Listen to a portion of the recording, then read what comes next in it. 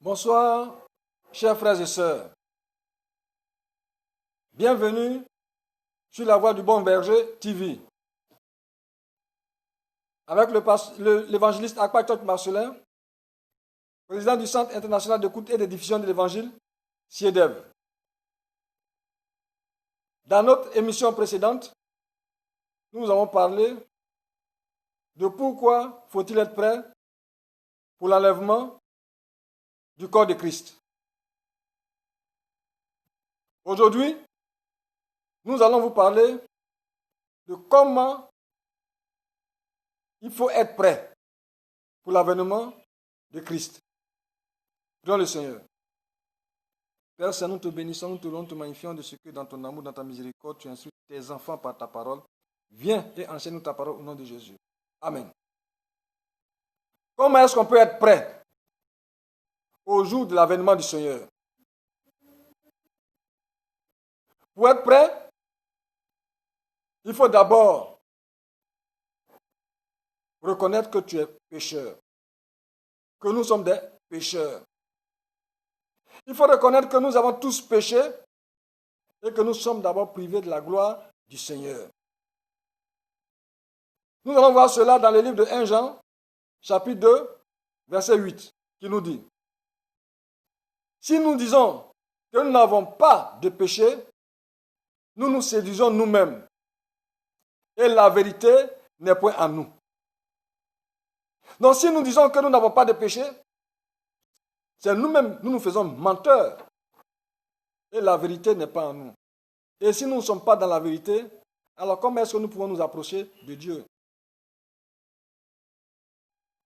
Romains chapitre 3, verset 23 nous dit: car tous ont péché et sont privés de la gloire de Dieu. Donc dans un premier temps, il faut reconnaître que tu es un pécheur, que je suis un pécheur. Que nous ne sommes pas agréables à Dieu à cause de nos péchés. Et comment faire pour pouvoir être enfant de Dieu? Le livre d'Actes, chapitre 16, verset 31 nous dit: Paul et Silas répondirent: crois au Seigneur Jésus et tu seras sauvé, toi et ta maison. Paul et Silas s'adressaient à un geôlier qui avait la charge de les garder en prison. Il y a eu un événement qui s'est passé et il voulait donner sa vie à Christ. Alors il demande à Paul et Silas et aux autres apôtres qu'est-ce qu'ils doivent faire pour être sauvés. Alors Paul lui répond: crois au Seigneur Jésus, toi et ta maison, et vous serez sauvés. Ici, pour que tu sois sauvé, il n'y a qu'un seul nom, Jésus-Christ de Nazareth. Parce que ce Jésus, il a versé son sang à la croix. Il a été crucifié à cause de toi. Il a été humilié à cause de toi. Il a versé son sang pour satisfaire la justice de Dieu, afin que toi qui es mort par tes péchés, que tu vives en lui. Il n'y a pas un autre nom par lequel tu puisses être sauvé, si ce n'est Jésus-Christ de Nazareth. C'est pourquoi tu reconnais que tu as péché, tu es un pécheur. Tu reconnais que tu n'as pas de solution. Mais ta solution, c'est de croire que Jésus est ta solution. Si tu crois que Jésus est ta solution, alors ce qui te reste à faire, c'est de confesser maintenant tous tes péchés à Dieu. Tout ce que tu as fait à Dieu. Tout ce qui n'est pas bon à Dieu. Chacun connaît ses péchés. Chacun sait ce qu'il fait dans le secret. Chacun sait ce qu'il fait qui n'est pas agréable à Dieu. Car en nous tous, il y a la justice de Dieu. Le livre de 1 Jean, chapitre 1 toujours, verset 9 nous dit ceci: si nous confessons nos péchés, il est fidèle et juste pour nous les pardonner et pour nous purifier de toute iniquité. Tant que tu ne confesses pas tes péchés, tant que tu ne reconnais pas que tu as péché, tu ne le confesses pas. Alors le Seigneur Jésus ne peut pas te pardonner, ne peut pas te purifier. Il va te pardonner quoi? Qu'est-ce qu'il va te pardonner? Mais quand tu confesses tes péchés, tu confesses tout ce que tu as fait de mauvais, il te reste une autre étape à franchir. Le fait n'est pas seulement de confesser. Le fait est de confesser et d'abandonner ses péchés. Alors pour cela, tu vas arriver à ce qu'on appelle la repentance. La repentance, c'est de reconnaître que tu as péché devant le Seigneur et de prendre la décision d'abandonner tes mauvaises voies, d'abandonner ce qui te met en conflit avec Dieu. C'est ça la repentance, d'abandonner. Ce n'est pas de confesser, de revenir encore sur ce qu'on a l'habitude de faire, mais c'est d'abandonner. Voyez ce que nous dit le livre d'Actes des Apôtres, chapitre 2, versets 37 à 38. Après avoir entendu ce discours, ils eurent le cœur vivement touché. Et ils dirent à Pierre et aux autres apôtres, « Hommes frères, que ferons-nous » Pierre leur dit, « Repentez-vous et que chacun de vous soit baptisé au nom de Jésus-Christ pour le pardon de vos péchés et vous recevrez le don du Saint-Esprit. » Donc sans repentance, il n'y a pas de pardon. Repentons-nous, repentons-nous. Laissons nos mauvaises habitudes, laissons nos vieils hommes d'injustice, de corruption, pour revêtir la justice de Dieu. Et c'est en cela seulement que nous allons être agréables à Dieu. Nous allons prendre l'histoire de deux personnes pour ne pas être en excessif. Nous avons Actes chapitre 8, versets 36 à 38 qui nous parle d'un eunuque éthiopien, intendant de la reine d'Éthiopie. Ce monsieur était en train de lire le livre d'Ésaïe pendant qu'il était de retour d'Israël. Il était en chemin, il était allé adorer le Seigneur. Et il lisait ce livre, il ne comprenait pas et le Seigneur va demander à Philippe d'aller vers ce monsieur. Philippe s'en va et Philippe instruit ce monsieur de ce qu'il est en train de lire. Alors ce monsieur va dire à Philippe, qu'est-ce que je dois faire? Parce qu'ils étaient en bordure d'une eau, d'une rivière, d'un fleuve. Alors Philippe va lui dire, si tu veux être sauvé, il faut que tu sois baptisé. Alors il demande à Philippe, mais qu'est-ce qui m'empêche d'être baptisé? Philippe dit rien. Il dit, dans ce cas, je vais être baptisé. Si il descend dans l'eau, il se fait baptiser. Donc ici, quand tu te repens, il faut te faire baptiser. Il y a une autre personne dans le livre de tout d'Actes des Apôtres, chapitre 16, versets 29 à 38, 29 à 38, l'histoire de Dorcas. Dorcas aussi a reçu le témoignage de Jésus-Christ par les apôtres. Et le même jour, elle et puis sa famille se sont fait baptiser. Et elle a demandé même aux apôtres de rester chez elle un peu de temps. Donc ici, pour que tu sois baptisé, il n'y a pas de cours spécial de baptême. Si tu as cru que tu as accepté le Seigneur Jésus, fais-toi baptiser. Parce que baptiser veut dire mourir avec Christ quand on te plonge. Et quand tu sors de l'eau, ressusciter avec Christ. Donc tu deviens une nouvelle créature. Donc après la repentance, c'est le baptême.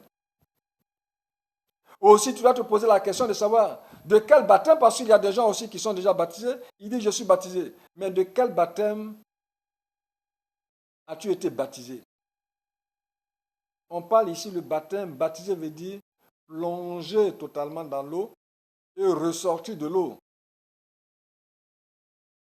Nous allons voir, après que tu sois baptisé, qu'est-ce qui va se passer dans ta vie? La Bible nous dit que Dieu te donne la rédemption par son sang. En son sang, il te donne la rédemption. Il te sauve de la mort et tu as la vie en lui, en Christ. Tu as la vie éternelle. Voyons ce que nous dit le livre d'Éphésiens, chapitre 1, verset 7. En lui, nous avons la rédemption par son sang, la rémission des péchés selon la richesse de sa grâce. Donc en Jésus, nous sommes absous de nos péchés. Nos péchés sont effacés. Nous ne sommes plus condamnés parce que nous sommes des pécheurs. Jésus a été fait péché à la croix. Il a payé le prix pour que nous soyons justice de Dieu. Nous soyons justifiés. C'est pourquoi, mon frère, ma soeur, toi qui écoutes ces paroles, repens-toi. Repends-toi, mon frère, ma soeur. Pourquoi il faut se repentir?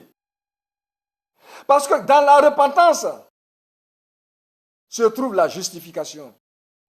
Mais non seulement Jésus te lave de toute souillure, mais il va jusqu'à même laver ta conscience.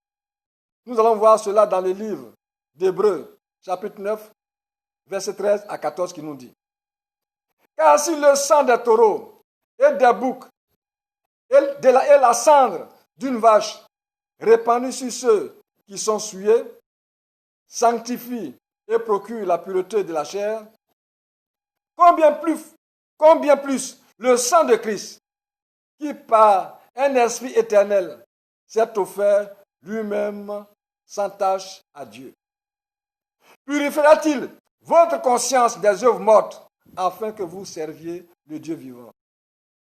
Donc le sang de Jésus purifie même ta conscience de toutes les œuvres mortes. Donc ta conscience même ne peut plus t'accuser de péché. Parce que Jésus t'a purifié. Non seulement il a purifié ta chair, mais il purifie aussi ta conscience. Donc tu deviens une nouvelle créature.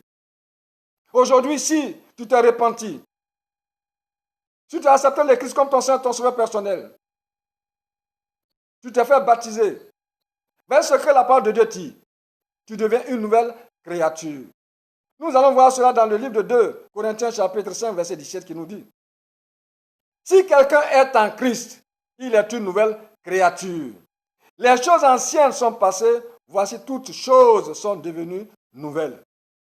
Ici, tu n'as plus à aller pour consulter tes parents pour voir quelles sont les alliances qui ont été contractées par tes parents. Tu n'es plus sous la malédiction de tes parents. Tu n'es plus sous aucune malédiction. Tu n'es plus sous aucune servitude. Parce que Jésus dit que les choses anciennes sont passées. Si même on dit que tu avais été possédé par des esprits démoniaques, ces esprits ne peuvent plus être en toi, les choses anciennes sont passées, tu deviens une nouvelle créature. Jésus t'a justifié, Jésus t'a blanchi par son sang. Chers frères et sœurs, il n'y a que Jésus seul qui est ta solution. Jésus fait de toi son fils, sa fille. Jésus fait de toi un citoyen de son royaume.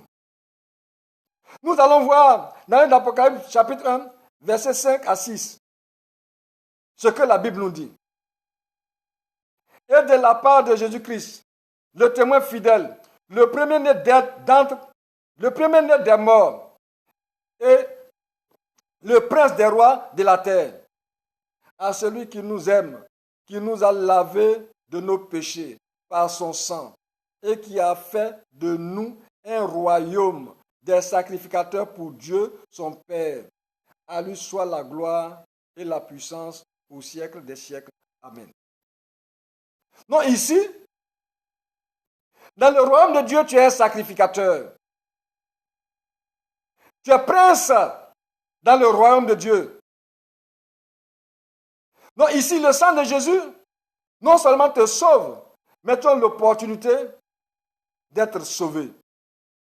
Ce qui veut dire que le sang de Jésus qui t'a affranchi fait de toi son fils. Mais il ne faut pas être seulement le fils.